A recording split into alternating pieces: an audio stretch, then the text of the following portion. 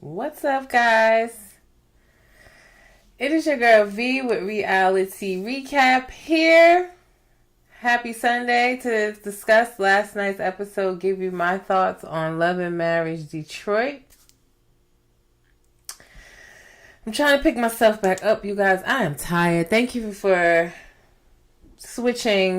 accommodating me with my switching of my schedule today for a tea talk to the evening. I had to take the kids to the farm earlier today. My team just lost.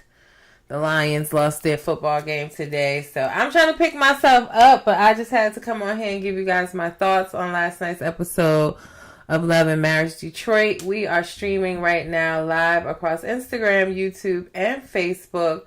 So check in the chat. Let me know your thoughts on last night's episode of Love and Marriage Detroit. Are you watching so far this season? This is season 2. Last night was episode 2. How are you feeling about this season so far? Let me know in the comments. So we're going to get into it because I don't want to keep you guys too long. I know there's more football games on. And like I said, I am tired. That farm wore me out this morning. My kids was on ponies, painting pumpkins, all types of stuff. And I'm tired. But I just had to get some things off my chest with this episode. So last night we started off at Bravo and his wife's anniversary dinner where we left off the last episode, or the episode 1, I should say. We left off from there, where we are still meeting this new couple, the Dobines, Kim and Marcel, I think that's how you say his name. And they sit down at the table. It's an awkward silence because Kim and Christina were once friends that didn't go so well. And I have to be honest, I'm trying to give the Dobines a chance, but I really didn't like them last episode, if I'm being honest. They feel kind of forced and unauthentic, if I must say so myself. I'm just not sure how I feel about them yet. You know, them on our screen talking about something, they the Dobines, they Detroit all the way and all of that stuff. Like, I just don't know how I'm feeling about them. But anyway, the Dobines decide, or Kim Dobines decides to have this conversation now about her issues with Christina. And apparently this issue happened over 6 to 7 years ago.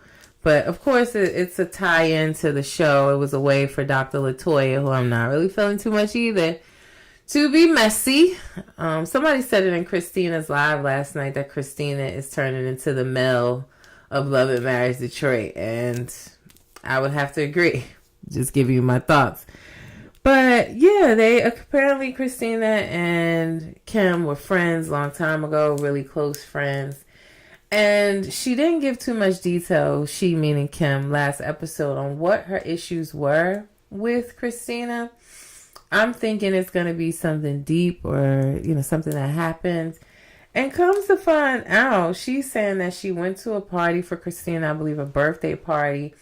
And one of Christina's other friends made a comment about her having an android and saying how her and her husband were perfect for each other because they both like mediocre things. I don't know if the person was joking, but even in Christina's live last night, she said when it happened at that event, Kim did not say anything about it till about a month, almost 2 months later. So I really was like, so this is what you're mad about? This is what you're beefing about? Android software and green bubbles? Like, come on now.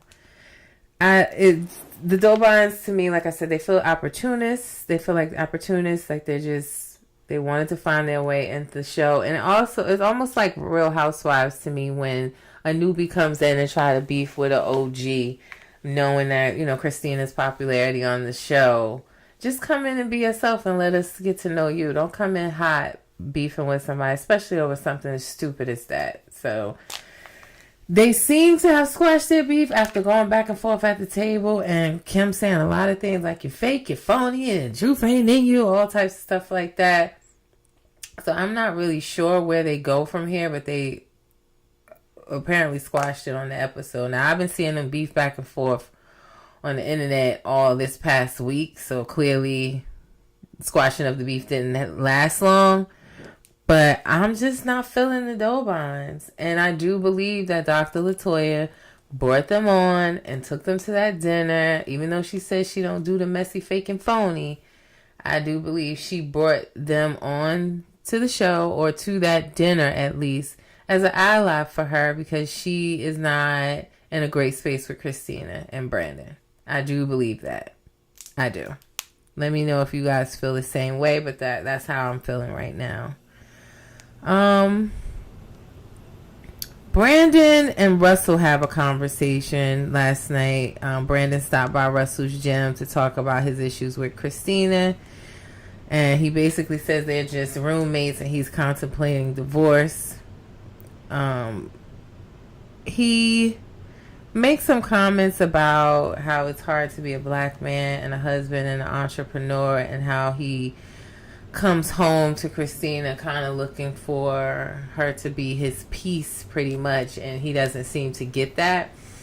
And almost as if he was trying to make excuses for him looking for those things in other places. Now, I don't know what he's doing while separated or, outside of their marriage. I hope nothing, but it seemed like he's setting himself up to make those type of excuses if he did do anything. So I'm not a big fan of Brandon. I will say, I told you guys, I think he's a little bit immature.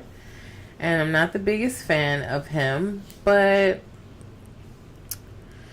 I was saying, does he realize that majority of I'm not going to say majority because I don't know, but just from what I see on my screen, he seems to be the issue. Not really a good partner based on what she said happened at the wedding. Just his level of maturity is not there. So for him to look for this peace when he's not providing it, in my opinion, is kind of weird, I have to say. But Russell got really emotional, almost made me cry. But he got really emotional. Just, I believe Russell really believes in marriage and what it means and the importance of it. And, his religious background as well. So it was, not shocking, maybe so, because he's such a huge guy, to see him so emotional. But it was good to see him kind of provide that support. So I don't know what Brandon and Christina are going to do. I haven't really seen them together on lives lately. It really just seems like they're separate still. Alpha Love 333. Hi, how are you? Are you watching Love and Marriage Detroit? Let me know. We're talking about Russell and Brandon talking at the gym last night. So we'll have to see what happens. I mean, Christina also meets up with her friend Chelsea last night to talk about how she's trying to get back into her singing, how that helps her with the pain of her marriage.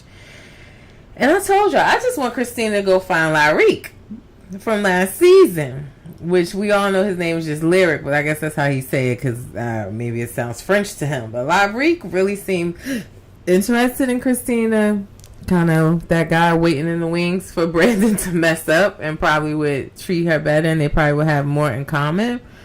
But yeah, she's trying to get back into her music career. She talked to Brandon about that, and he basically said he didn't marry an artist. I don't know what that means.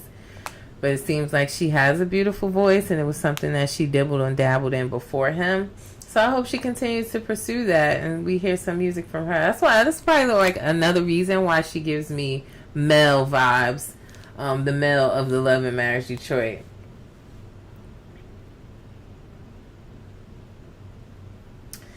Latoria's on Facebook. Hi, she said, Christine, do you mean Christina? Isn't an angel, and I wasn't feeling her last season, but I don't like the slick mess they pull in. What slick mess you talking about? Let me know.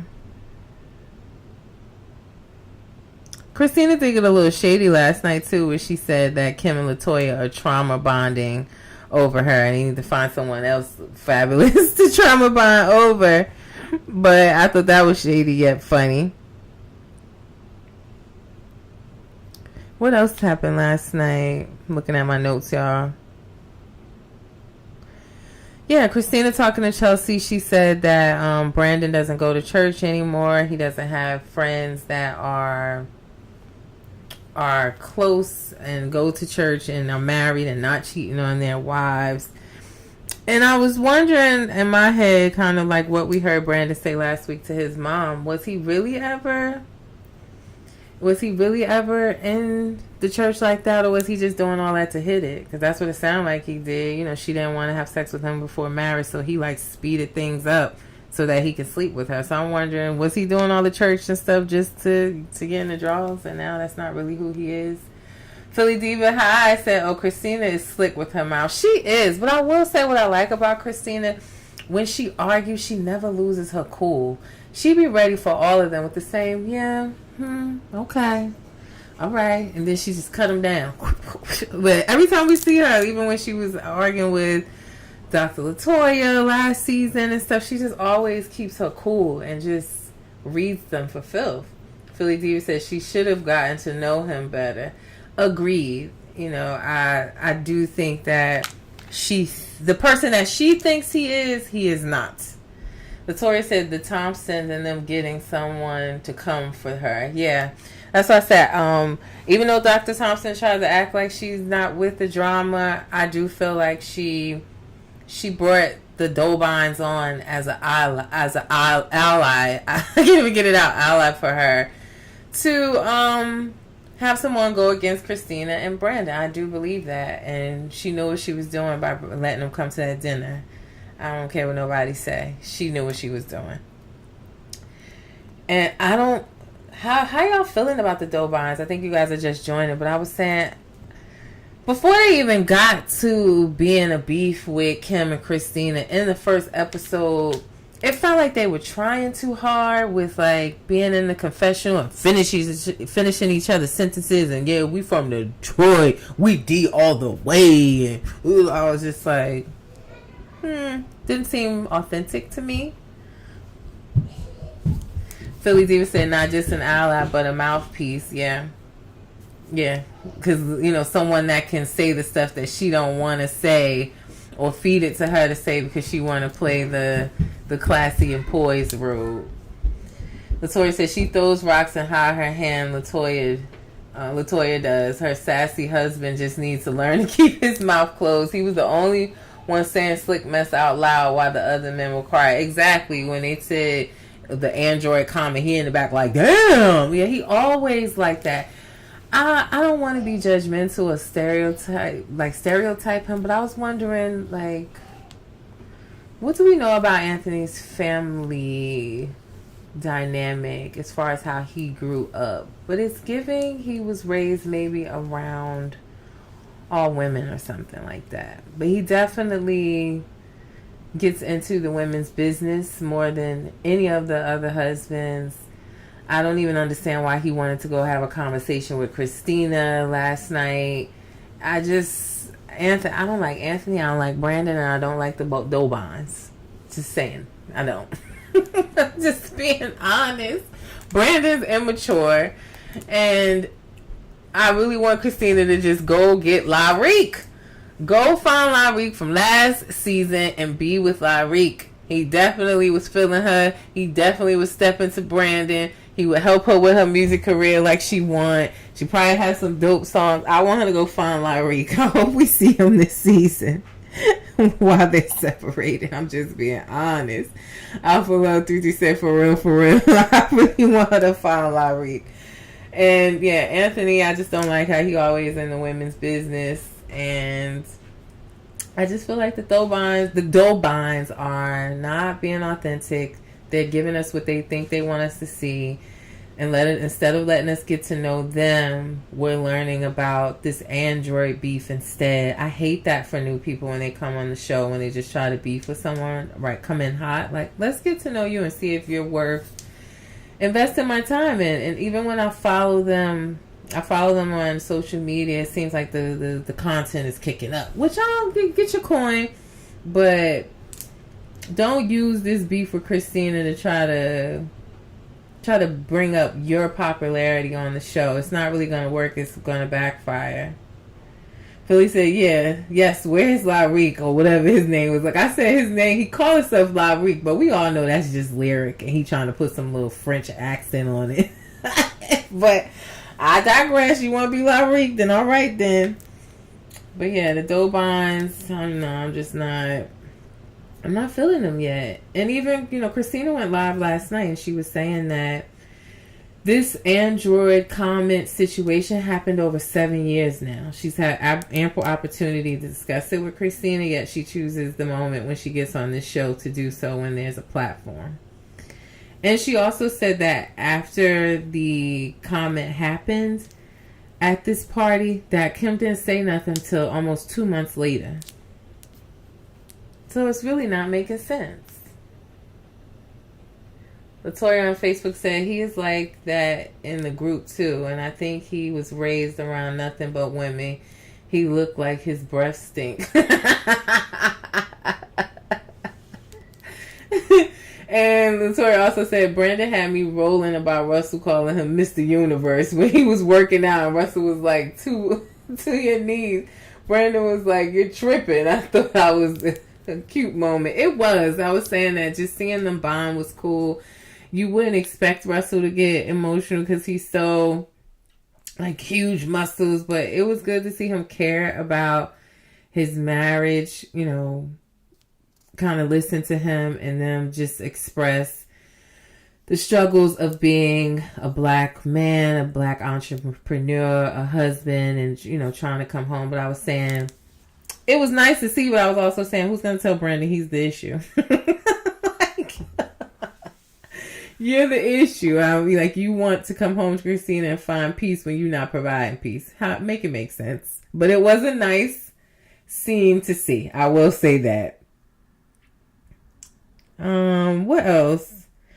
Also, it was cool to see that Anthony is still continuing, even though I don't care for him, his man's movement. I ain't gonna lie to y'all. When he first talked about the man's movement last season, I thought it was gonna be like the He-Man Woman Haters Club on the Little Rascals, but it seems like he's actually doing good things in the community. He's, talking to the youth and going to their schools, and it looks like Mr. Dobon will be public speaking, or that's what he does as well. So having him speak to the children. So it was cool to see that as well on a positive note, that he's, doing more with that instead of being the He-Man Woman Hater Club that I thought it was going to be. So that was cool as well. Latoya said, I think Russell needs to be careful with Kobe because he can push her into PTSD or depression. It seemed like she headed that way. Yeah, we're going to get into that because that's really the other outside of the conversation that Brandon and Anthony had last night, where it seemed like to me Anthony was flip-flopping because he was all for the Dobons being in his house telling their beef with Christina, and he was all on board for them coming to the dinner. And then after the dinner went down, and the way that Kim was yelling, you fake, you phony, and doing all of that, but then he sits in Anthony's face and tell him, he threw Dr. Thompson under the bus, saying like, oh, well, some things, she gonna have to live with, and I didn't agree with how Kim was acting. So it seemed like he was doing a little bit of a flip-flop in there, but it doesn't seem like he went and told Kim or the Dobons that that's how he felt, because Mr. Dobon, Jasil, he was there at the men's movement meeting that he had. So I had in my notes that I felt like he flip-flopped a bit there, and you just gotta watch Anthony and see. And I believe him and Brandon's beef is actually squashed from this one conversation? I definitely don't, because Anthony the one that brought Lyrique around. So I don't believe that it's all from that one conversation, but we'll definitely see. Colby comes on the scene, and she, first is talking about her pelvic pain. And I wrote in my notes, I said, I don't know what's going on with Colby. She seems miserable, depressed, low energy. Even in the first episode when she met with Christina, I just kind of was worried about her in that scene, and how almost every scene, that's just how she is. Like, no. It's definitely something going on there. And we'll get back to her gender reveal as well. Other than that, Anthony after flip-flopping, Anthony now feels like alienating Brandon and Christina now that Brandon has confided in him and told him that him and Christina are having issues. He seems to be second-guessing his, stance with his wife, Dr. Thompson, to pretty much alienate, not speak to Christina and Brandon, and bring more people in the group that's not speaking to Christina and Brandon. And he asked, could he talk, could they have a conversation with Christina? Dr. Thompson, she is not on board. She's saying, I don't want this to turn into, you putting your, nose in somebody else's business where it doesn't belong, or you giving your opinion when it wasn't questioned. I don't think it would come off like that, but I don't really get why Anthony feels the need to have a conversation with Christina. And then he tells Dr. Thompson that Brandon and Christina are going through some things when Brandon told him not to say nothing.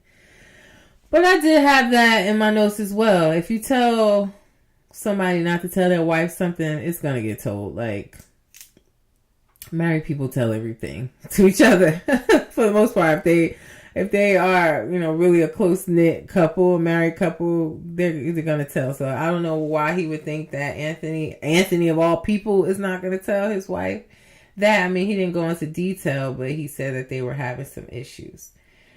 But again, I don't know why Anthony can't just work with Brandon and talk to him and keep in the loop with him. And I don't know what this conversation with him and Christina is going to do, but he's saying he wants to talk to Christina. So I guess we'll see that in upcoming episodes. Y'all, I'm tired. I can't hardly talk. Victoria on Facebook said, I like that too, the men's movement, and I would like to see more of that. I hope he do something with mental health for the men, because that is the most definitely needed. Yeah, we saw a little bit last season where they had the actual men's movement meeting and talking and coming together. So I agree, it's a positive point of the show, and I would love to see much more of that as well. So we get to Kobe's gender reveal. And again, she seems miserable. She comes down the stairs kind of moping. She's like, oh, there's too much pink in the room. She only seemed excited about it being content for her as an influencer, that her brands can pitch her, her agency can pitch her to brands for more brand deals. So I was a bit concerned. And then before we get into that, Latoya said, I really felt what Brandon was saying when he was speaking to Russell. So I wonder why he just can't say that to his wife. That's something that the men can relate to, because black men do go through a lot. They pour into everyone, but get at least poured into them. I think he should understand that if he speaks that. Yeah, instead of going home and telling his wife that he only there because Jesus told him to be there, maybe he should have an honest conversation and to have that same level of honesty, transparency with Christina. I agree there. I would agree. So at the gender reveal, of course, Kobe finds out that she's having a girl, and she's pretty much in tears. She seems sad, upset, mad almost about it. Now, I'm going to tell y'all the point of where I'm coming from. I am someone that my first child came at 25 weeks. My firstborn was born early. I didn't get to have a gender reveal. I didn't get to have a baby shower. I said that in my caption when I posted the highlight. I didn't even get to hold my baby after I delivered her. She was rushed straight off to the NICU to be treated and cared for, and she remained in the hospital for 2.5 months before she came home. So I spent every day after her delivery in the hospital, in the NICU, all day, every day, with her, nurturing her and doing the best I can to make sure that she survived. So when you see someone on the screen, which do I believe Kobe meant to come off that way? And to let you know now, my daughter is thriving. She's amazing. She's smart. She's doing absolutely amazing. She just started kindergarten at 4 years old. So she's doing amazing. But when you see someone come off so ungrateful when they have a healthy pregnancy about the gender of the baby, it made me feel some type of way. Thank you, Alpha Love 333. Thank you. But yeah, like it made me feel some type of way knowing what I've been through. And she's saying how she got nasty feedback the first time she had a gender reveal, and she was upset then that she was having a girl. And I was saying, do you know you about to get the same nasty feedback, but now it's not just going to be people at the gender reveal who came up to you. It's going to be everyone, because a lot of women had comments on it on the highlight that I posted saying, you know, for women that there's so many women that can't have babies, struggling to have babies, struggle through the pregnancy or struggle through the delivery. I say it all the time. I don't know any women that have a perfect, you know, pregnancy story. There's always an issue conceiving or carrying or delivering or after. It's rare in my opinion, in my experience, for someone that just had this smooth pregnancy all the way through. And when I got pregnant, I was naive to that myself. I just thought you have. I didn't even know what the NICU was. I had never known anyone that went through that. And when I was in the NICU with my daughter, none of the other moms, none of us were there for the same reason, you know? Like, everybody's story was different, and we really got to know each other because we're there every day with our babies. We got to know the nurses, and it just was really disheartening because I really, really liked Kobe. I thought her career as an influencer was so cool. I started following her, and I really liked her. And last night, I have to say, it made me look at her different. Now, I'm not discrediting it because it definitely seems like she's going through some type of depression, that she really may be fixated on this gender and it not being a boy. She's really, really disappointed, and I think she's going to talk about that in the upcoming episodes with Dr. Thompson, who may help her realize she may be going through some depression. So I'm not discrediting that, and I think that she has some things to work through there. But just honestly, the perception that she gave off to me was just very ungrateful, downright miserable. And I think another piece to that puzzle is that Russell doesn't seem to want to stop having kids until he gets a boy. And that might have been a conversation that they should have had before they start having children, maybe doing some family planning, understanding each other's wants and needs and compromising before they start having children. And then maybe they could have went the route of IVF or whatever that process is for them to know for sure that they're going to have a boy. Because to put her through that if she doesn't want to keep having children is unfair as well. So it seems like some conversations was missed. She's in the midst of the storm right now with her second one and knowing that it's a girl. And in all honesty, I felt sad at the beginning of when my first daughter was born, because her and my husband are so close, and I was like, I want that bond. And I always saying, like, my first daughter, she paved the way, to be honest, for my second daughter, because of her coming early and me experiencing that. The doctors knew what to do and what my plan was for my second daughter. Though I was able to carry her to full term, it still was not easy. I had to take a shot in my arm that hurt so bad once a week to keep me from having contractions to be able to carry her. And I was able to carry her to 37 weeks, and then I was induced. But I always say, like, to me, my first daughter paved the way for me to have a safe delivery and bring my second daughter into the world. And my second daughter and I are so close. Like, that bond that I feel like I just want to tell Kobe, don't count your daughter out and think that they're all just going to be super close with daddy. Like, yes, they're going to love daddy, but me and my second daughter, you know, we really have a great bond. And it's not that just because you have girls, they're all going to cling to daddy. And I hope she experiences that with her second daughter. I know that she, you know, delivered the baby already.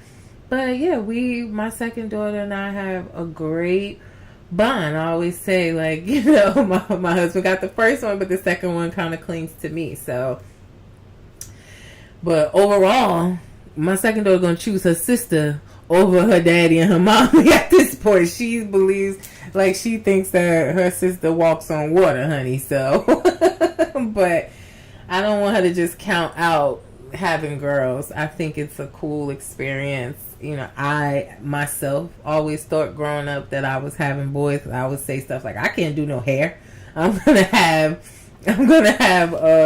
a boy, because God know I can't do no hair. And now look at me in here doing parts and braids and washing hair every 2 weeks. Like, who taught me how to do that? I had to learn. So I just, I hope that Kobe gets the help that she needs. But I do, just looking at the comments on their page, because they posted the highlight too, the women are upset with her. She hasn't addressed it at all on her page, but it just wasn't a good look. And some people may feel like not offended by what she said. Like I said, I'm just speaking from my experience and what I went through, that I would be extremely grateful if I was able to have a gender reveal. I was able to have one with my second daughter. But yeah, don't take those things for granted, because everybody doesn't get to experience that. And that's really my thoughts on it for Kobe. And I was really disappointed in her. I really liked her. Not to say that I don't anymore. And again, I don't want to discredit her depression, which she may be going through, because she truly seems to be going through something like downright miserable. And I hope she can figure that out, and that she can compromise with Russell. I thought, like, wow, having a baby is 6 months after having one is like, whoa, her body isn't really healed. And normally they say you should wait almost a year. But who am I? I was 35 when I had my first one, so I'm an old mom, according to the doctors anyways. They automatically think you're high risk after 35, so I don't know. But that seems kind of crazy. I mean, my kids are 17 months apart, so they were kind of back-to-back, but not that back-to-back. Damn. But praying for Kobe. Hope she figure things out. But that was very disheartening for me to watch. Alpha Love 333 said, "Oh, she needs time." Yeah. And again, maybe they should discuss other avenues, surrogacy, IVF, to make sure it's a boy, and so she don't have to. Because at the end of the day, the man is the reason for they provide the gender of the baby through their. I think Latoya gave us a lesson on this, their chromosomes or whatever. So it's up to him at the end of the day. So maybe that's the discussion they, make the route they need to go, instead of her keep having babies over and over and over and over again until she gets a boy. That's a lot on anybody's body. Latoya said, hey, everybody don't want to experience that. I never played with baby dolls. I played with Barbies, and I did everything in my power to make sure I don't get pregnant. Still end up raising somebody else's child. Shaking my head for that experience. I will never ever again. Yeah. And yeah, not to say everybody, because I didn't see myself having children either. Me and my husband have been together for a long time before we got pregnant. We were together for, I want to say 5 + 6, 7 years. And it wasn't until, because I was married once before and it did not go well. I got married young, so my husband was great and always has been, but I took my time and didn't want to get married right away. And I just felt like soon as we got married, I think we got married in January, the end of December. Well, it was like we got married on like December 31st or 30th. So it's pretty much the beginning of the year. And by April, I was pregnant. So all that time, and not until we actually got married did I get pregnant. But I had it in my mind, Latoya, that it wasn't going to happen for me, that it wasn't possible. I had even went to the doctor who told me it's possible, but that you need, hormones. Your hormone levels are low. Oh, she said, that's your B-Day, really? Yeah. The doctor told me that it's possible, but you would have to get some hormone help, raise your hormone levels. So I'm thinking that, silly me, I thought I had control over it, like I'm God. I thought I had control over it and that it wouldn't happen unless I went and did this hormone treatments and stuff that they were talking about. And lo and behold, boop, it happened. And then I thought after that it's a one-time miracle, that it ain't gonna happen again, and boop, it happened again. And then I said after that, okay, I'm going to put this IUD in, because what is happening? But yeah, it's to each its own, definitely. But, once you are pregnant and you're married and you're deciding to do that, I just was very disappointed in her actions last night. And it seemed like, again, there was some misconversations. Latoya said, you were so silly. I'm serious, girl. I didn't think, and I was cool with it. Like, okay, it's not going to happen for me. I'm just going to travel because I'm a Sagittarius. I love to travel. Before my children, I was here, there, Philippines, St. Lucia, Jamaica, DR, everywhere. Like, I was traveling everywhere before them. So I just had it in my mind that that's what I was going to do. I was going to travel, and I was cool with that. And boop, silly me. I thought I had some control over it. But yeah, that was somebody, attorney Simone Redwine, she commented saying, like, why don't they just take the checks from these show and go get you a boy egg and just pay to have a boy. Other people were saying that, God hears everything, have to be careful with what we say. Yeah, you guys had some strong opinions about it. And like I said, when I saw it on their own social media page, they posted the highlight. There were a lot of strong opinions under there. So I'm honestly waiting for her to address it in some way. But she hasn't yet on her page. So I don't know if she is, or we'll just see it play out on the show. But I do hope that she gets the help that she needs. And yep, they can definitely pay for it. We'll see. Overall, it was a good second episode. Christina's live was informative last night, talking about her beef with Kim and just understanding that, wow, this really happened almost 7 years ago about this Android Galaxy or whatever it was.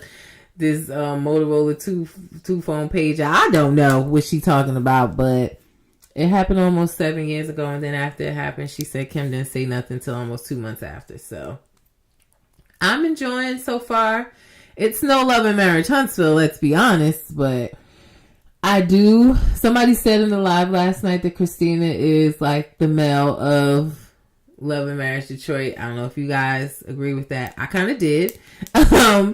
And I think that either Brandon gets it together and they can be good together, or she's going to almost do like Mel and just soar once she gets rid of this extra baggage. So no one wants to see a marriage break up. I hope they can work it out. But if not, I'm excited to see her do her thing. But either way, I would love to see her continue her singing journey.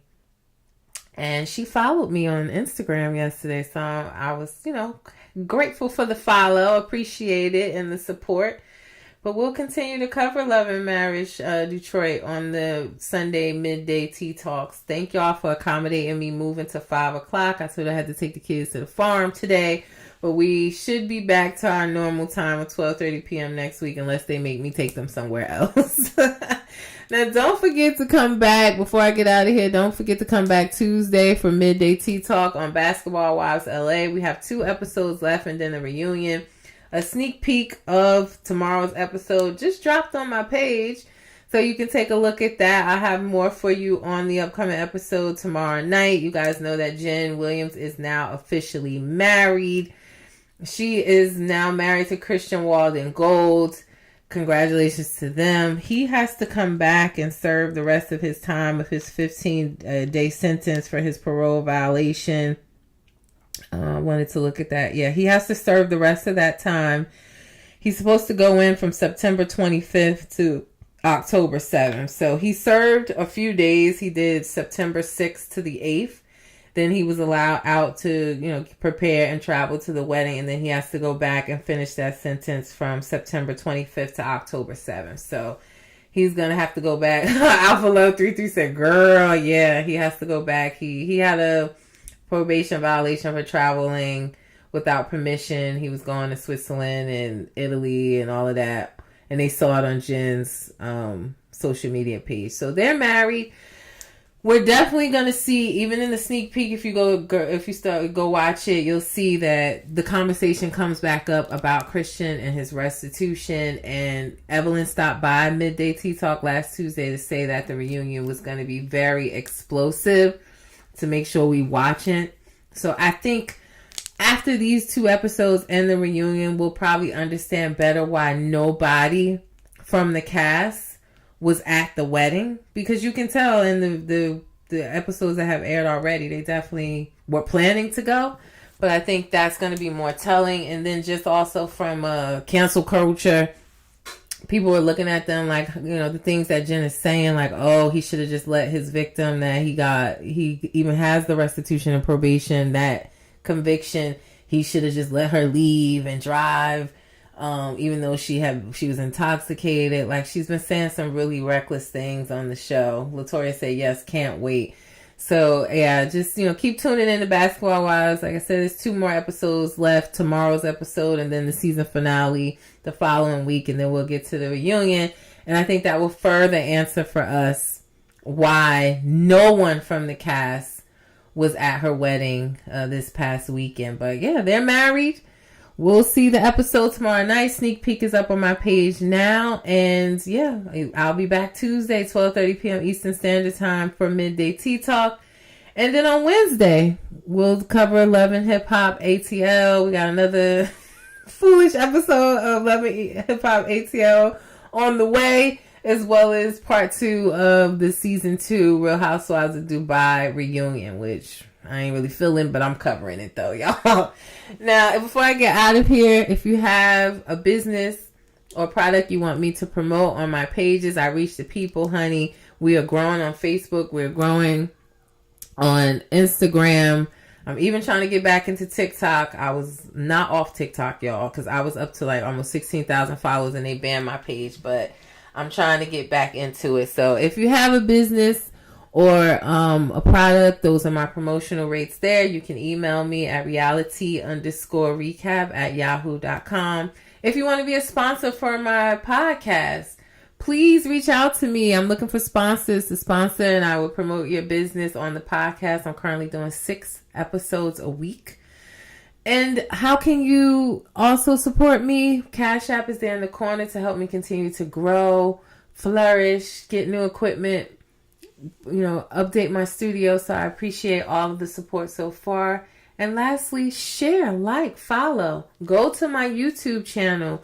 The link is in my bio. Please like, share, subscribe to my YouTube channel, guys. I appreciate it. Now, before I get out of here, like I always say, don't forget, reality stars are humans too. Do not forget that. Y'all enjoy the rest of y'all Sunday. It's your girl V with Reality Recap, and I'll see you Tuesday for Midday Tea Talk. And in between that time, you can check my page for all the latest reality TV news, upcoming episodes, sneak peeks, and highlights.